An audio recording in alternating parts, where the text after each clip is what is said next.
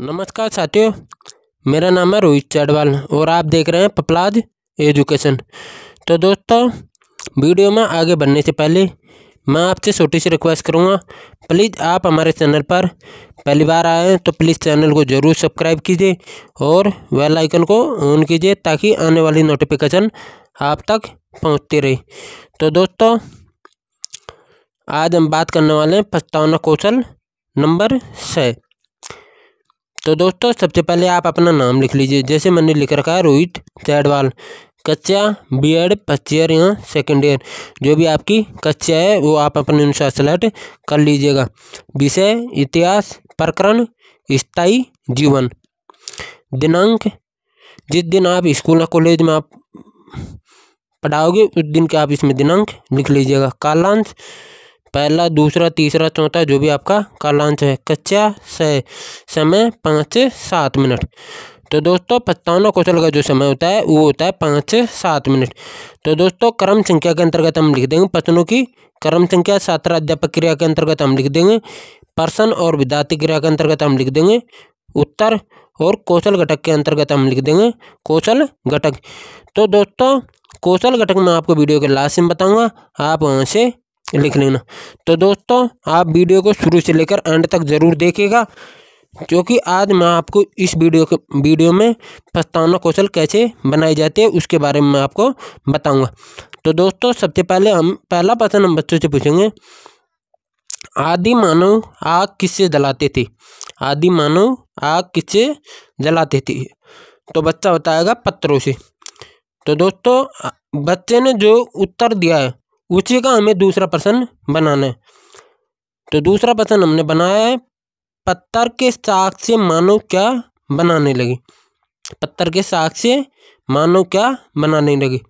तो हमारा उत्तर क्या होगा? मिट्टी के बर्तन। तो दोस्तों, इसी उत्तर को दूसरे उत्तर को हमें तीसरे प्रश्न में कन्वर्ट करना है और तीसरा प्रश्न हमें बनाना है कि मिट्टी के बर्तनों का विकास किस काल में हुआ? मिट्टी के बर्तनों का विकास किस काल में हुआ? तो हमारा उत्तर आएगा नवपाषाण काल में। तो इसका उत्तर क्या होगा? नवपाषाण काल में। अब हमें नवपाषाण काल को चौथे प्रश्न में कन्वर्ट करके प्रश्न बनाना है, नवपाषाण काल में लोगों का जीवन कैसा होने लगा? तो कैसा होने लगा? स्थायी जीवन। तो फिर हमें स्थायी जीवन को उत्तर को पांचवें प्रश्न में कन्वर्ट करना है, स्थायी जीवन के बारे में आप क्या जानते हैं? तो दोस्तों, यहाँ तक ही, इससे आगे बच्चा कोई नहीं बता पाएगा, इसलिए क्या हो जाता है? समस्यात्मक। तो इसलिए स्थायी जीवन इसका क्या बन जाता है? प्रकरण बन जाता है। तो दोस्तों, अब आपको बच्चों से पूछना है प्रश्न कैसे, आपको बच्चों से प्रश्न कैसे पूछना है। पहला प्रश्न हम बच्चों से पहला प्रश्न पूछेंगे, आदि मानव आग किससे जलाते थे? तो बच्चा बताएगा पत्थरों से। दूसरा प्रश्न हम बच्चों से पूछेंगे, पत्थर के शाख से मानव क्या बनाने लगी? तो बच्चा बताएगा मिट्टी के बर्तन। तीसरा प्रश्न हम बच्चों से पूछेंगे, मिट्टी के बर्तनों का विकास किस काल में हुआ? तो बच्चा बताएगा नवपाषाण काल में। चौथा प्रश्न हम बच्चों से पूछेंगे, नवपाषाण काल में लोगों का जीवन कैसा होने लगा? तो बच्चा बताएगा स्थायी जीवन। पांचवा प्रश्न हम बच्चों से पूछेंगे, स्थायी जीवन के बारे में आप क्या जानते हैं? तो दोस्तों, कोई भी बच्चा इसके बारे में जवाब नहीं दे पाएगा, सारे बच्चे मौन रहेंगे तो प्रश्न क्या हो जाएगा? समस्यात्मक। किसके लिए? बच्चों के लिए। तो हम इसमें क्या लिखेंगे? समस्यात्मक या मौन। फिर दोस्तों, आपको उद्देश्य कथन लगाकर आपको लिखना है। अच्छा, तो बच्चों या विद्यार्थियों, आज हम स्थायी जीवन के बारे में विस्तार पूर्वक अध्ययन करेंगे। किसके बारे में? स्थायी जीवन के बारे में। तो दोस्तों, आप बच्चों की जगह विद्यार्थी भी लिख सकते हो या बच्चों भी लिख सकते हो, इसमें कोई अंतर नहीं है। क्योंकि कई लोग मुझे कमेंट करके पूछते थे, सर बच्चों की जगह विद्यार्थी लिखा करो।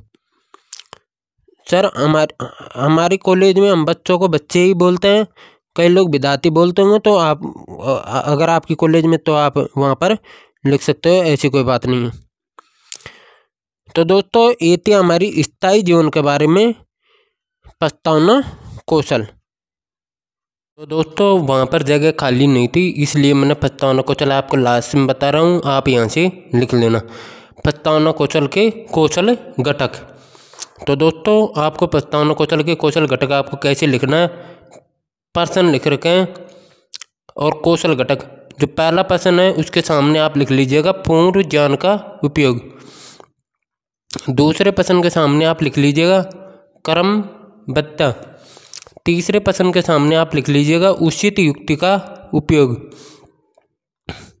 चौथे पर्सन के सामने आप लिख लीजिएगा विद्यार्थी के उत्तरों का उपयोग।